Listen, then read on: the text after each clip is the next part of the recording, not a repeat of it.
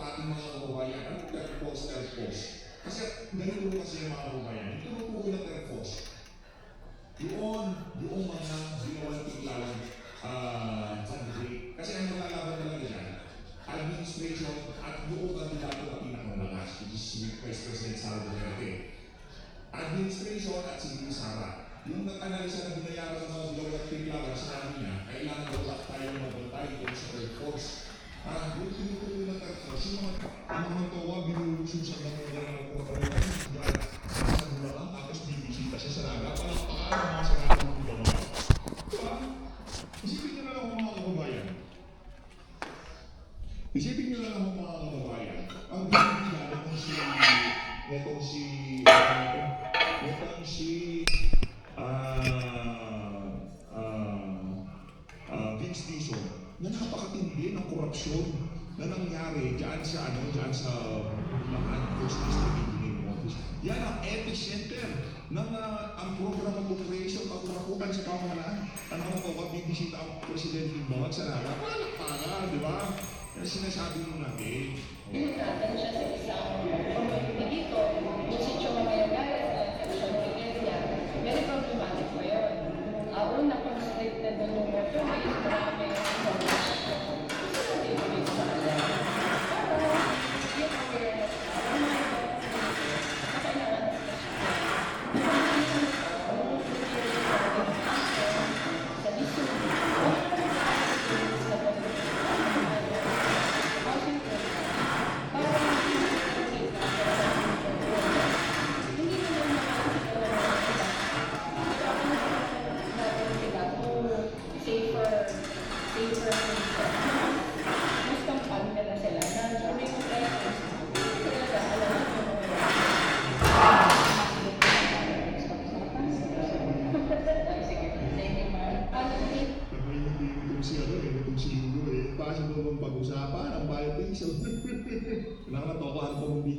ano po silbi ng pagbisita ni Bangag dyan sa Naga kung di rin lang ang pag-usapan yung possible alliance ng mga lutang at ng mga Bangag. Sakto. Ako sa totoo lang, gusto ko magsabuatan sila eh. Para hindi nga magkaalaman na kung sino mga ba talaga ang United Opposition. Di ba? Para makita na ng mga kababayan natin na yung pinipresent na nila sarili nila na we are the United Opposition. Nasa bidding process pa rin kami. Nag-consolidate pa rin kami. Nagko-consolidate pa rin ang United Opposition. Anong United? Ayan ang United Opposition. Makikipagsapakat kay Marcos Tubo. Ano mo yan? Si VP Mapulo. Sinasabi. Ito. Ito lang ang pinagpipilihan ko.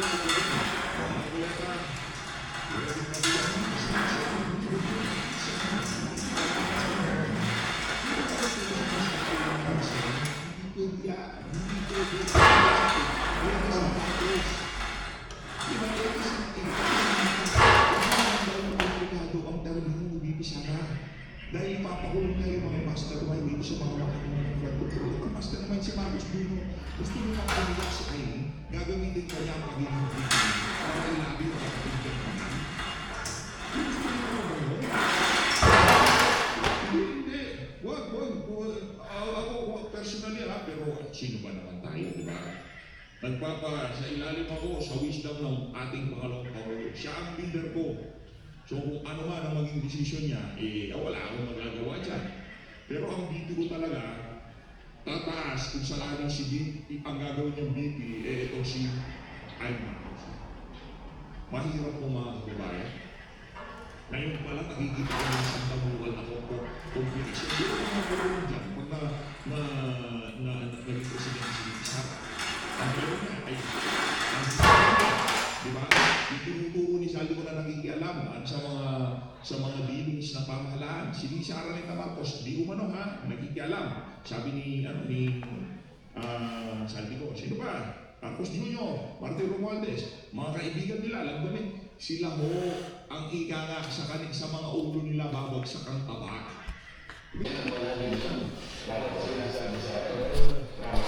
Kaya nasabi ko na naman ay pasensya mo na at magkakaroon tayo ng mga ilan na